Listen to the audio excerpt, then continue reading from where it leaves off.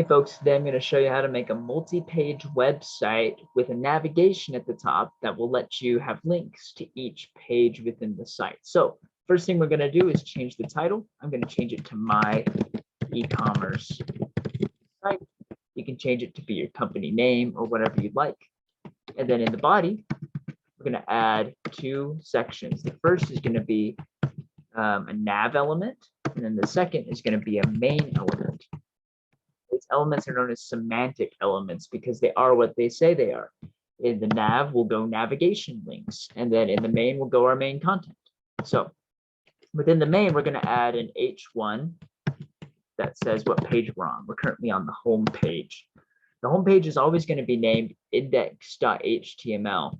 That is the page that is sent by default from a server whenever you visit a site like google.com or meritacademy.org, things like that. And then if you want to access other pages, then you have a path attached to the URL. So that's when you see slash and then other things afterwards.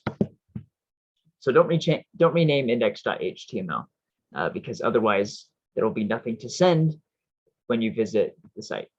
So we're going to add some more pages here. We're going to add a products.html and a contact.html. Your site just needs to have 2 pages. It could have 3, especially if you're in a group of 3. And then we're going to do Control-A and Control-C to copy everything from index.html to our contact. We'll replace the home H1 with contact. And then to our products, we're going to paste as well and replace home with products. Then we're going to add our navigation. So we're going to go to script.js.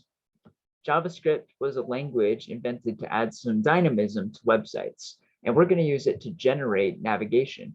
That way we only have to write our navigation in one place in this file, and then if we have to make changes later, we can just come to this file. It's called Don't Repeat Yourself in coding, or dry. So we're going to write some dry code here.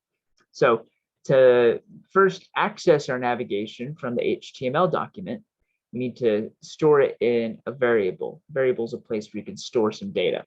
So to make a variable in JavaScript, you type let and then a name for the variable. So I'm just going to say nav because that's what we're storing there. Equals document dot query selector. And then in between these parentheses, we're going to have some quotation marks and then nav. This will select the nav from the HTML document and store it in memory under this variable name nav. So now we can access our navigation, and then we do .inner HTML, capitalize HTML, and then we can set it equal to some HTML basically and generate our navigation. We're going to use the backtick on the keyboard. It's right next to the 1, and it looks like a backwards apostrophe. It's different from an apostrophe though. Make sure you get the backtick. And then we're going to add some A tags in here, and these will have links to each page. Now these are called relative links because they don't have the HTTPS and then the domain name and then a path and stuff like that. They are just links within the current site that we're on. Products.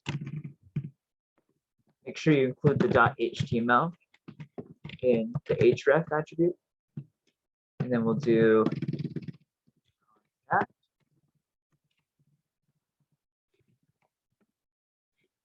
Then if we hit run, we should see navigation at the top, and we can click on each of these links and get taken to each page.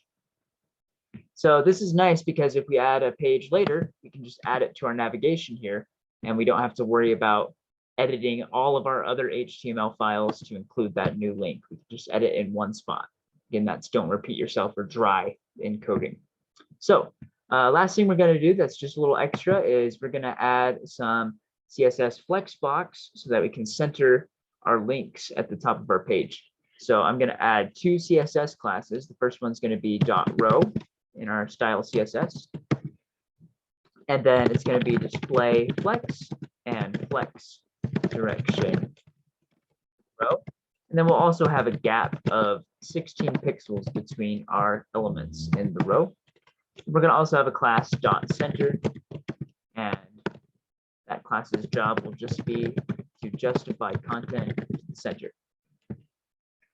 So if we go to our index.html and get our nav tag, we can add the class attribute, set it equal to row space center. Remember, to include multiple CSS classes, we just have to do a space between them. And then we just need to replicate that on each of our pages. This is another thing that could be done using JavaScript, but we'll go ahead and just copy and paste this small change in both pages. Then now, if we run it, I'll move my camera a little bit.